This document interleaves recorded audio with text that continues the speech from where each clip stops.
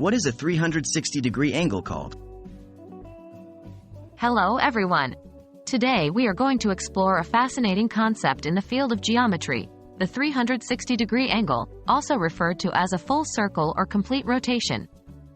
Let's dive deeper into understanding this intriguing term. What is an angle? Before we delve into the concept of a 360-degree angle, let's quickly understand what an angle is. An angle is a figure formed by two rays, or lines, with a common endpoint called the vertex. The amount of turn between these two lines is measured in degrees and gives us the value of the angle.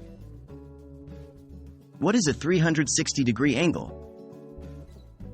Now, coming to a 360-degree angle.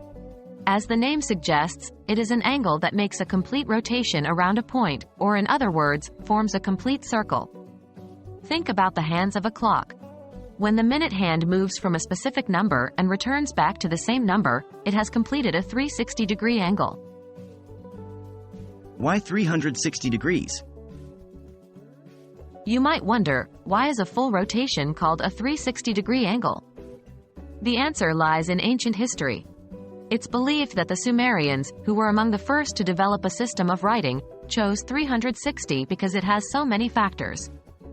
It is divisible by 1, 2, 3, 4, 5, 6, 8, 9, 10, 12, 15, 18, 20, 24, 30, 36, 40, 45, 60, 72, 90, 120, and 180, making it very flexible for calculations.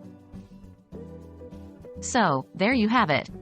A 360-degree angle is a complete rotation around a point, just like a full turn of the minute hand of a clock.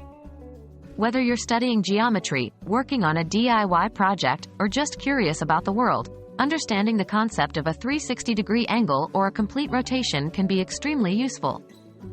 I hope this video has been helpful in understanding this concept. Stay tuned for more interesting geometry topics.